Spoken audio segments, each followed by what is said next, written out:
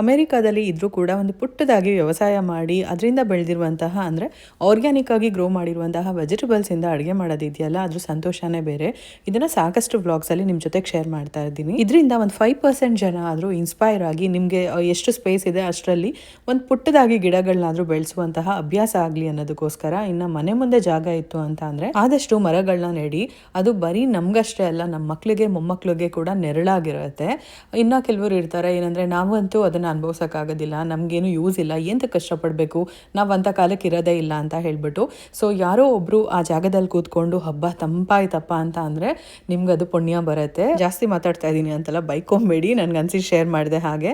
So India ಬಜಾರಲ್ಲಿ ಕೂಡ ಎಷ್ಟು price ಇದೆ ಅಂತೆಲ್ಲ ನಿಮಗೆ ತೋರಿಸ್ದೆ. ಸೊ ಅದರಿಂದ ಸ್ವಲ್ಪನಾದರೂ ಅಂದರೆ ತುಂಬ ಕಮ್ಮಿ ಪ್ರಮಾಣದಲ್ಲಾದರೂ ಮನಿ ಸೇವ್ ಮಾಡಿದ್ದೀವಿ ಅಂತ ಇನ್ನೂ ಒಂದು ಕಡೆ ಖುಷಿ ಆಗುತ್ತೆ.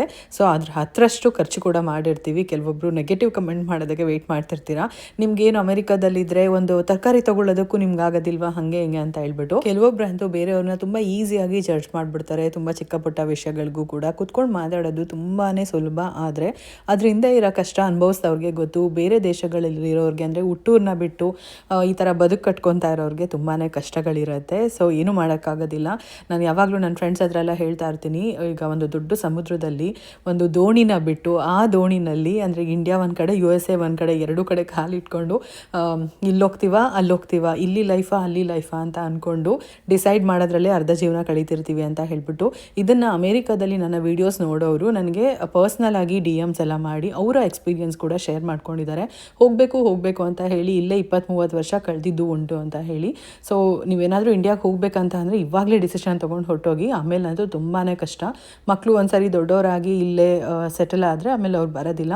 ಕೊನೆಗೆ ಅವ್ರ ಮಕ್ಕಳನ್ನ ನೋಡಿಕೊಂಡು ನಾವು ಇಲ್ಲೇ ಜೀವನ ಕಳಿಬೇಕಾಗತ್ತೆ. ಈ ದೇಶಕ್ಕೂ ಸೇರಿಲ್ಲ ಆ ದೇಶಕ್ಕೂ ಸೇರಿಲ್ಲ ಹಂಗಾಗ್ಬಿಡತ್ತೆ ಅಂತ ಹೇಳಿಬಿಟ್ಟು ಅವ್ರ ಅನುಭವದ ಮಾತುಗಳು ತುಂಬಾ ಮನಸ್ಸಿಗೆ ತಟ್ಟುತ್ತೆ. ಸೊ ಇದರಿಂದ ನಿಜವಾಗ್ಲೂ ಏನಾದರೂ ಕಲ್ತ್ಕೊಂಡು ಒಂದು ಬೇಗನೆ ಡಿಸಿಷನ್ ತೊಗೊಬೇಕಂತ ಅನಿಸುತ್ತೆ.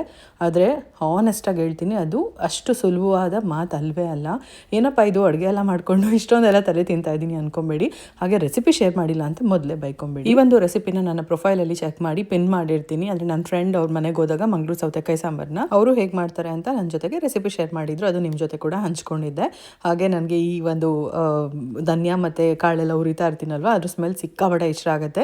ನಂತರ ಇಷ್ಟಪಡೋರು ಯಾರಾದರೂ ಇದ್ರೆ ಕಮೆಂಟಲ್ಲಿ ತಿಳಿಸಿ. ಅವ್ರ ಹತ್ರ ಈ ಒಂದು ರೆಸಿಪಿ ಕಲ್ತ್ಕೊಂಡು ನಾನು ಯಾವಾಗ ಪೂಜೆ ಎಲ್ಲ ಮಾಡಿ ಒಂಥರ ದೇವಸ್ಥಾನದ ಶೈಲಿನಲ್ಲಿ ಸಾಂಬಾರು ತಿನ್ನಬೇಕು ಅನ್ಸುತ್ತೋ ಅವಾಗೆಲ್ಲ ಮಾಡ್ತಿರ್ತೀನಿ. ನಾನು ಈ ರೀತಿ ರೆಡಿ ಆದರೆ ನಮ್ಮ ಮನೆಯಲ್ಲಿ ಇರೋರಿಗೆಲ್ಲ ತುಂಬ ಇಷ್ಟ. ಇದಾಗಿತ್ತು ಇವತ್ತಿನ mini vlog. Thank you for watching.